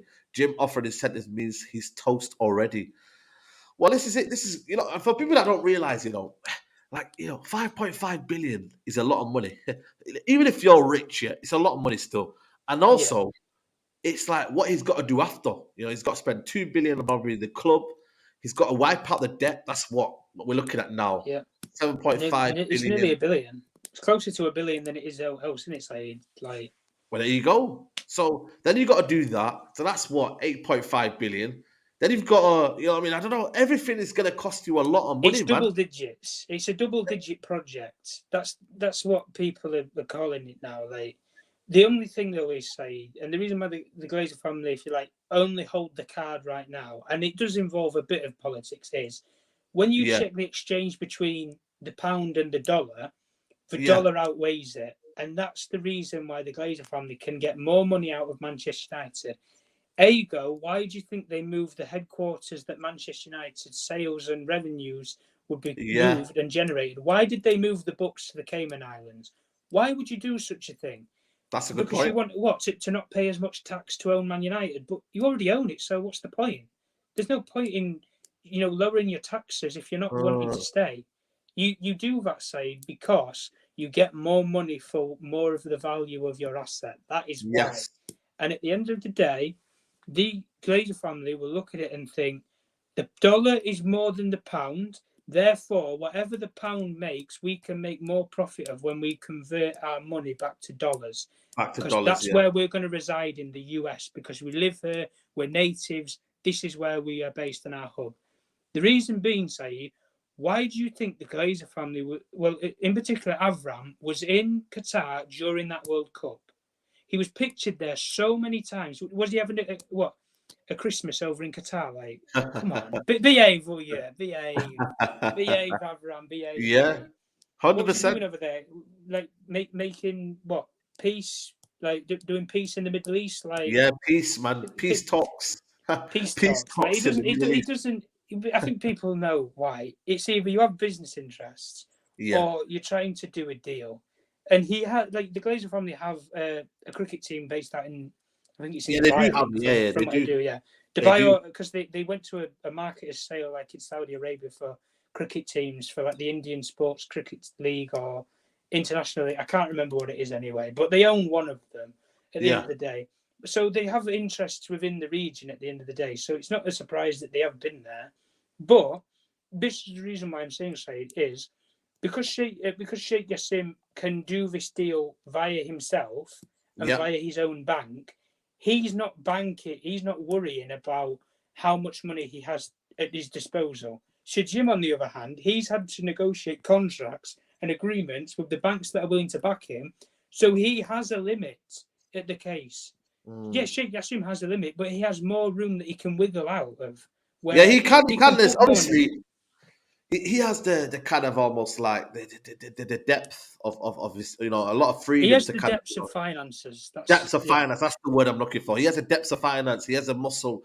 Again, like I said to you, it just depends on how it's come across. How does the Glazers perceive the bids? You know what I mean? If they see it as, you know what, we don't want to take this Jassim bid. We'd rather use that shares that maybe might be a lot more money in the future and take this route further forward. But like I said to you, Jim Ratcliffe would want full control. That's as simple as that. But I don't know, man. Again, that way the fan base would perceive that would be crazy. What do you think? I'll give you a question, Saeed. I'll give you a question. What do you think's harder to negotiate? If Sir Jim's made preferred bidder, but he has to try and negotiate that he has control with the Glazer family, or Sheikh Jassim negotiates the right price to suit him and the Glazer family to buy Manchester United. What's harder? You know what? The thing is, right? I think what's hard, obviously, is obviously for the Qataris option. But again, like I said to you, we don't know yet because they want money and they want power. So I don't know what the intentions are of the Glazers.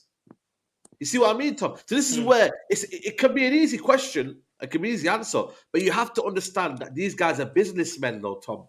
Yeah. So at the end of the day, both make sense. But at the same time, for them to be in the football club and still have a bit of, shares and maybe the money later on would be a lot of money. Like, I'm not going to slander this in terms of the two leading bidders, but the way a lot of people will perceive it, and other like insiders and stuff will try and portray it to people and journalists is that when you look at Sheikh Jassim, people will say, well, he has a future, he has a plan.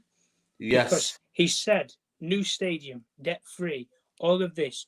So Jim, it's almost, we're living in the present. I want to live in the present, put Manchester back into Manchester United and all those different things. Like the way my personal opinion was of it all, and I've always said it and reiterated it, is Sheikh Jassim has told everybody near enough what they want to hear.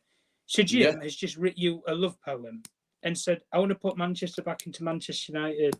I'm a boyhood United fan, I'm the kid from the council estate, and But that's all we've been hearing. Oh my god! You've not heard the amount of propaganda he gave us, man, was crazy. Do you know the funny thing is, right? If Sheikh Jassim really wanted to go into depth about himself, right, he could say, "Well, I've been to the British Army College and everything. I've done my education in Britain."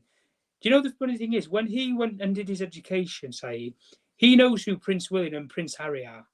Yeah. For those people who don't know, if any journalist or anybody went up to Prince Harry or went up to Prince William and said, "Do you know somebody called Sheikh Jassim bin Hamad Al Thani?"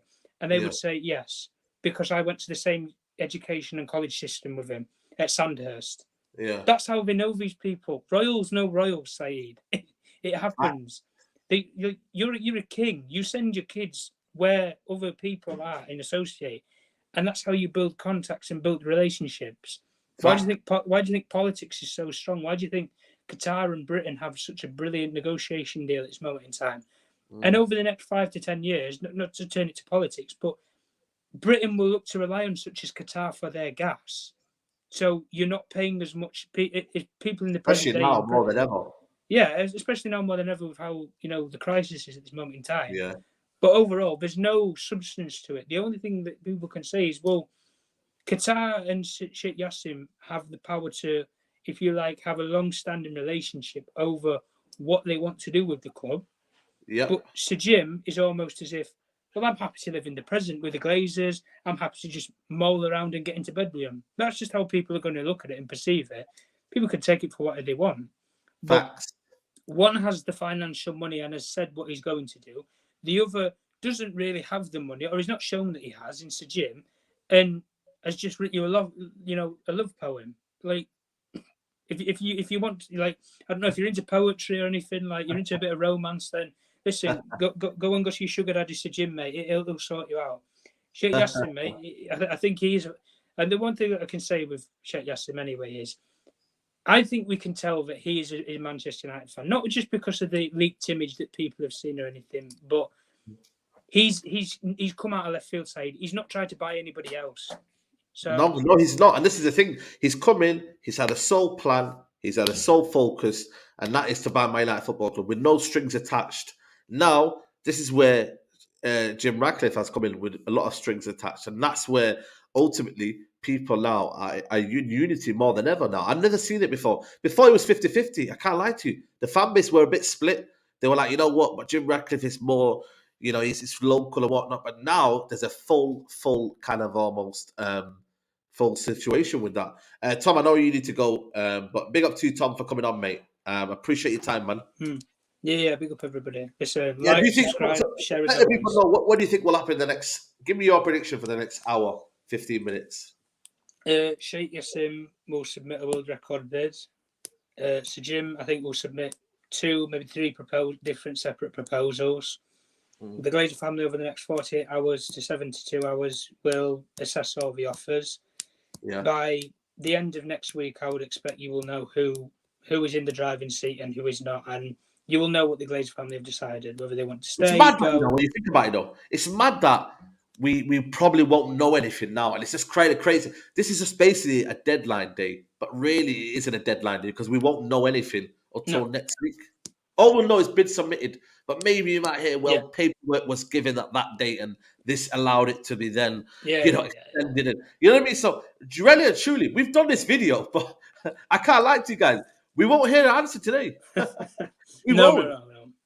We won't. No. So anyway, peace out. But yeah, big up to you, Tom. Thanks for coming on, man. Appreciate it. Peace, everyone in chat as well. Peace. Take care, Tom. Take care. So yeah, that is the reality, people. I know it's kind of like mad, but you know what I'm saying to you, that is the reality. You know, that this week or this today kind of means, it doesn't mean anything more than just the money. Brighton are preparing a move for James Milner. What? Brighton are buying James Milner. What? Why would Brighton buy James Milner? Well, a free agent among suits, but Robert De Zerbi meant, wow, that's so weird. Brighton are going to sign James Milner. Maybe he might come as a coaching staff. I don't know. But they're going to go and get James Milner on a free transfer.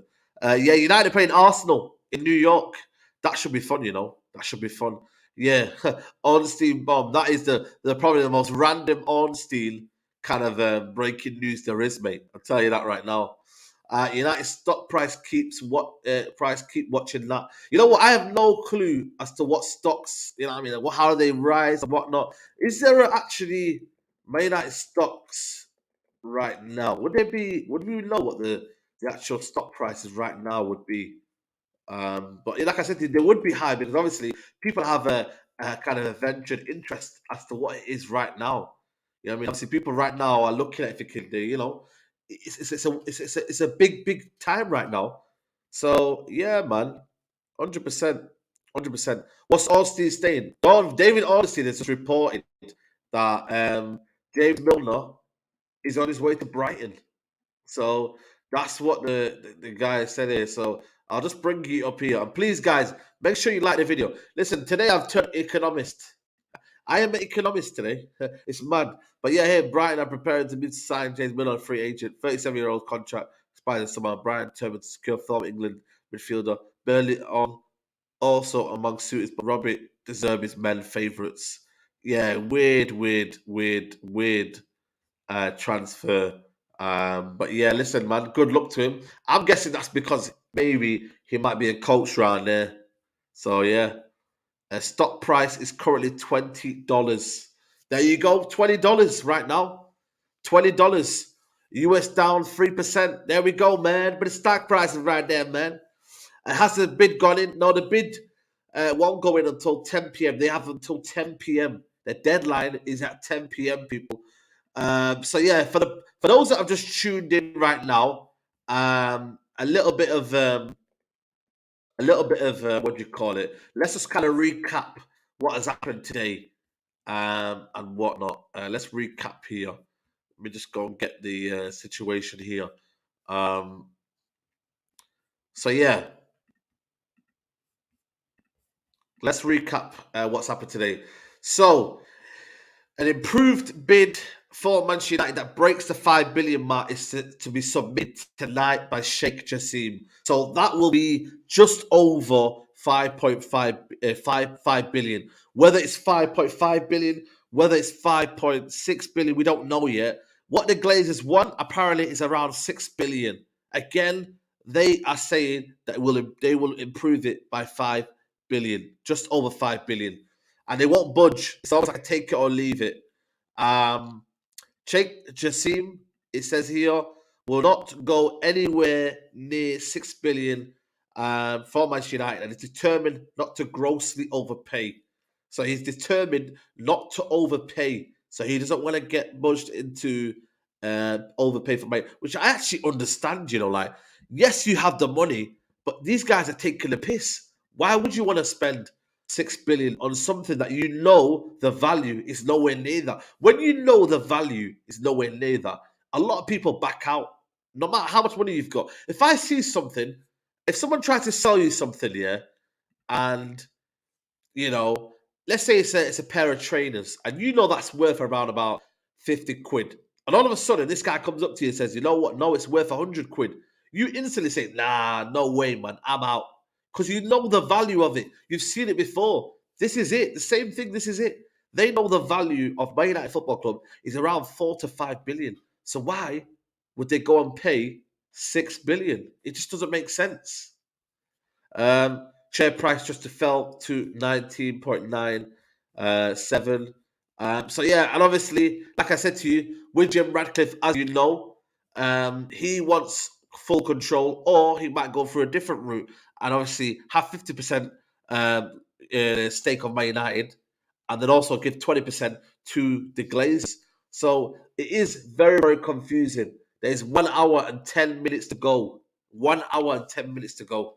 We might be going live. I've got to do the Big Six in around 10 minutes. So I might go live after the Big Six. But I'll be honest with you, I don't think anything really will happen. It will just be a case of bid has been submitted, or final bid has been submitted, and that is the amount. And then obviously we'll find out what Jim Ratcliffe is going to be doing. Because right now we don't know yet. In the last 2-3 hours, we don't know what Jim Ratcliffe has done yet. So it's mad. It's mad. Still falling. Yeah, there you go. Still falling. People are on stock watch. They're on stock watch, mate. It's mad. It's absolutely mad. But yeah, guys, who do you want, by the way? Let me just put a poll in, yeah? You know what? Let me see if I can just put a poll in right now. Last 10 minutes, yeah? I'm going to put a poll in. Qatar or Jassim. Who do you want as a new owners? And guys, it's only 270 likes. Let's get that up to 300 if we can, people. Let's get that up to 300. New owners.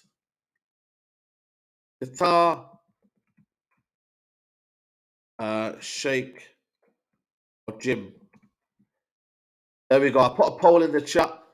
There we go, people. I put a poll in the chat. Make sure you guys vote in the poll.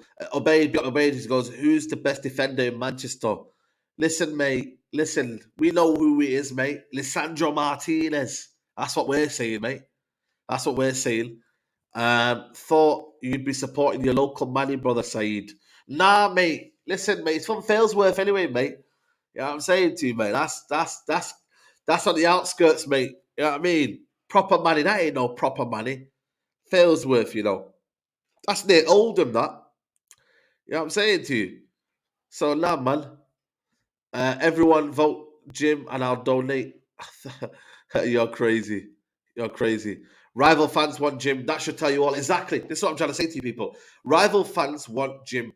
Rival fans want Jim. Because they know it could be another situation where it could be peak, you know. Jim Ratcliffe comes in and imagine he just comes in and next thing you know, we're struggling for investment.